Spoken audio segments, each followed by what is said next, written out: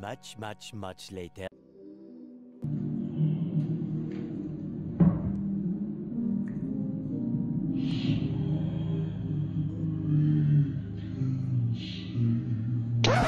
Yep, that's me. You're probably wondering how I ended up in this situation.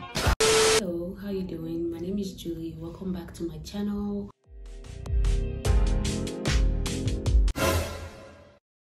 What you'll be needing for this tutorial: a comb, leave-in conditioner, oil, crochet pin, extension, fingers.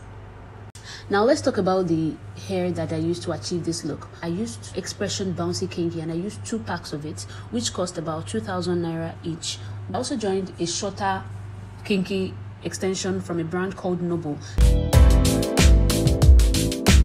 This style is going to be easier for people who don't know how to attach attachment to the roots of your hair like that. What I did was I braided my hair tightly from the roots, and then I took my crochet pin. You want to pass your crochet pin like from the roots. Try not to catch other hair in it because that is going to sting. You know, you want to bunch the hair up while you're putting it through the latch so you don't leave some sections out of it.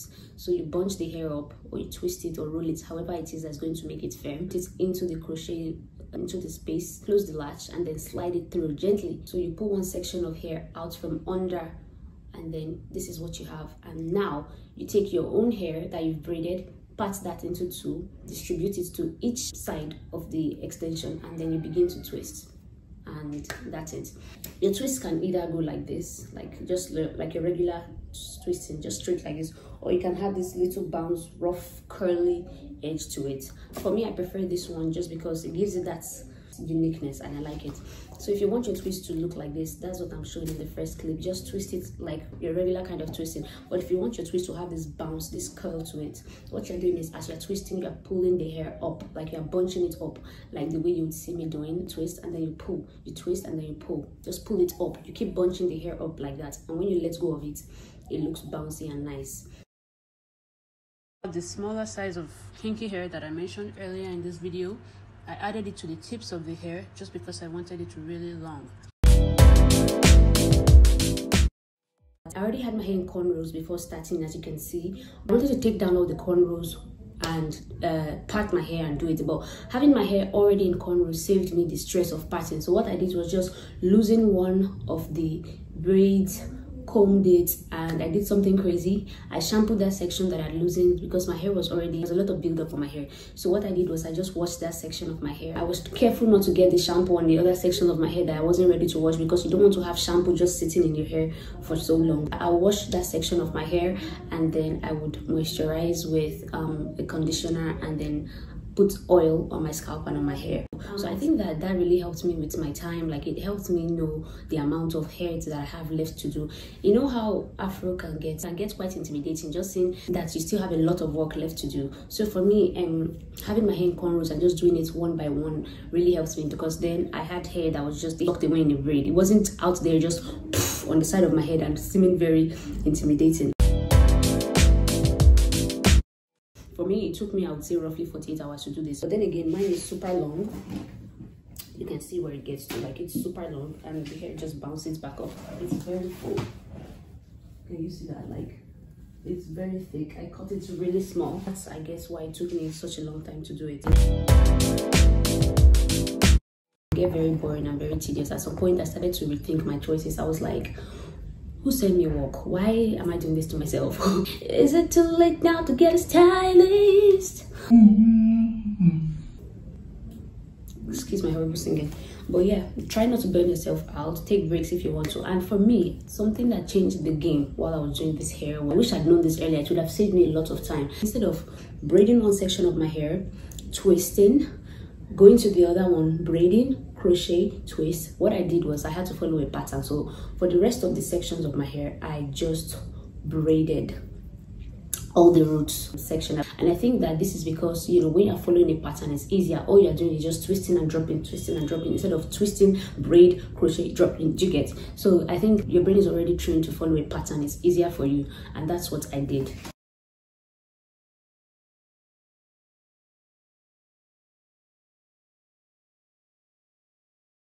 I thought I ate that. The first 24 hours had me like.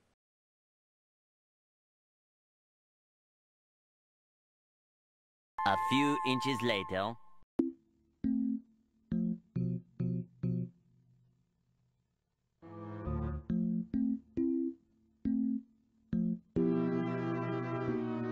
Later that same evening.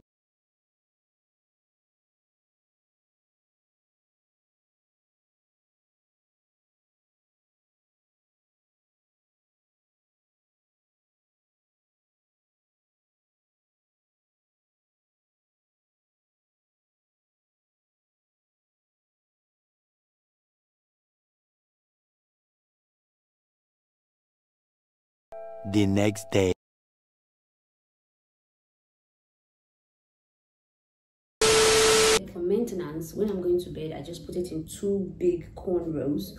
I pat it down the center of my head and I put it in two big cornrows. This is not a hairband, by the way. It's just a scarf that I made look like a hairband. If you want tutorials on how to, I can make one, because it's following the pattern of cornrows. It's easy for me to just make it, you know, a side part. I want to do with this hairstyle, like, it's so freaking versatile. Doing everything, all the braids, and then just focusing on crocheting and twisting, that was a game changer for me, and it made it easier, faster, more seamless. At some point I was rethinking my life choices. I was like, Julie, why did you go and get yourself into this mess now? What was the reason for that? And I was just sitting there like,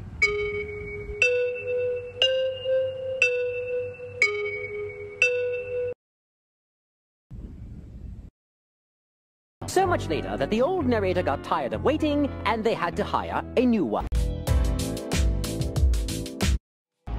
so one of the pros of doing this hairstyle is that it has a very rough look to it, so it doesn't even have to be perfect. You don't have to be a pro to be able to do this hairstyle. Literally just be able to do it. Another pro of this hairstyle is that a little goes a long way. It's so bulky and it's so textured that you use a little and it will just bounce back up and it will just look like a lot. It's literally just like Jesus sharing 5 fish and 2 shawarma to like 50,000 people in the Bible. I'll say I use 1.5 pack of hair. If you ask me, 1.5 pack of this hair for this length and this size. So you don't need a lot for this hair. If you're doing something shorter, 1 pack should be enough. Yeah, another pro of this hair is that it's so lightweight. Like, it feels like there's nothing. You know when you do new hair and it just weighing you down and you just feel like something alien is attached to your hair. This doesn't feel like that at all. It feels like it's literally just my hair that's on my head. It's so lightweight. Like, I don't even feel that pull that comes with having new hair. I don't feel that pull. One of the cons that I would say about this hairstyle is that just hoping that I'm not bald when I take it down this hairstyle, just because it looks so similar to my 4C hair, so I can't even tell where my hair ends